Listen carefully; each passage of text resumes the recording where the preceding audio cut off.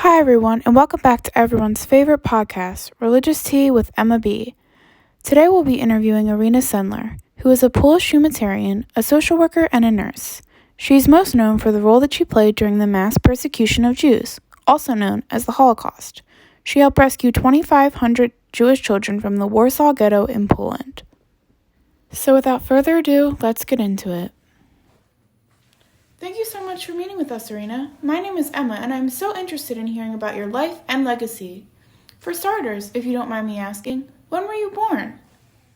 Hello, Emma. That's a great question. I was born on February 15th, 1910, in Warsaw, Poland. Wow, 1910. That sure is a long time ago. What was your relationship like with your parents as a child, and what were their names? My mother's name was Janina Shizanowska, and my father's name was Stanisław Shizanowski. I had a very great relationship with both of my parents, and I know that they love me very much. Who would you say inspires you the most? Well, when I was only 7 years old, my father died from the typhus epidemic while caring to the Jews. I love my parents dearly, and I know that they love me back. I would have to say that my biggest inspiration is probably my father. Seeing him care for all those people during the typhus epidemic and to see him to die to take care of others really motivated me to be the best version of myself. I had a feeling that I was going to be someone who would risk their lives for others one day. Wow, that is very inspiring. This next question may sound silly, but why did you marry the same person twice? That is an interesting but very funny question. I actually got married 3 times. I married Mieczysław in 1931, shortly after the war began, and we were married for about 16 years. After our divorce, I decided to remarry my second husband, Stefan. Stefan and I were married for 12 years before we got divorced. 2 years after our divorce, when Stefan passed away, I remarried Mieczysław. Sounds pretty chaotic if you ask me. Did you happen to have any children between your 3 marriages? Fortunately, Emma, I was blessed enough to be able to have 3 children with Stefan. Their names were Janina, Adam, and Andreas. I love them so much. Those are really pretty names. I'm sure they loved you very much. I must ask though, did you go to college? Where did you study, and were you a good student? I studied Polish literature at Warsaw University. When I protested against the ghetto bench system that existed at some Polish universities, I was actually suspended for 3 years. How unfair. That is pretty unfair, especially since it seems like you were standing up for something that you thought was right. Now I wonder, how is the World War II and the Holocaust relevant to someone like you?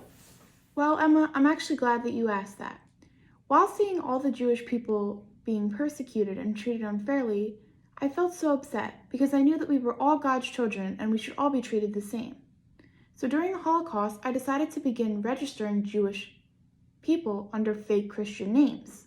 I reported that some Jewish families had highly infectious diseases. I don't get it. Why would you say that they had infectious diseases? Wouldn't that make people just hate them even more and want the Nazis to execute them and treat them poorly even more than they had already wanted to? That's a great question, Emma, and that is a very common misconception. By telling the Nazis that the Jewish people had highly infectious diseases, it would make the Nazis skip them for inspections, essentially saving their lives. While doing your absolute best to protect these children and Jewish families, were you ever afraid that you yourself were going to die or get persecuted? Honestly, Emma, while protecting these families and saving these children from the ghettos, I was rarely ever thinking about myself. I was always thinking about the innocent children. I was 29 years old at the time, so I lived what I had considered a long life. I prioritized their life over mine every time I went into the ghettos to save them. Wow, you must be filled with a lot of gifts to be able to do all those things and never even think of yourself once. What would you say the most powerful gifts you possess are? Oh, I always feel so awkward praising myself and talking about myself.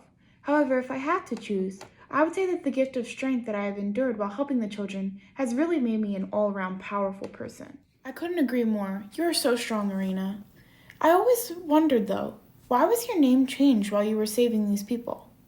I was named Irina at birth. However, when the Council to Aid Jews selected me to be the head of the Children's Council, I changed my name to Jolanta. I changed my name to Jolanta in order to keep my real identity a secret while doing my best to save the children. Oh, I see. So you almost changed your name to protect yourself, but also to protect others. How can people who don't really know that much about you know more about you? In 2009, a movie was released about my life. It is called The Courageous Heart of Irina Sendler.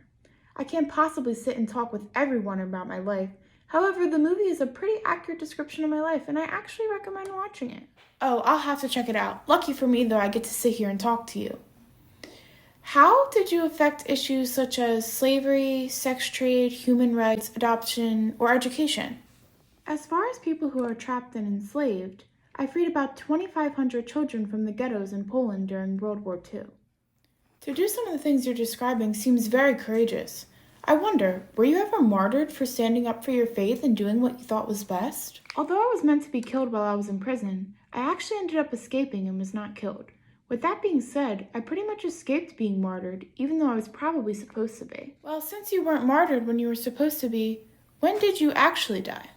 Sadly, I passed away on May 12, 2008, and I lived an earthly life of 98 years.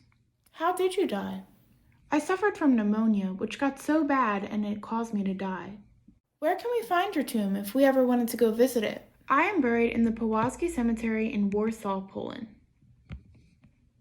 When did you become a saint?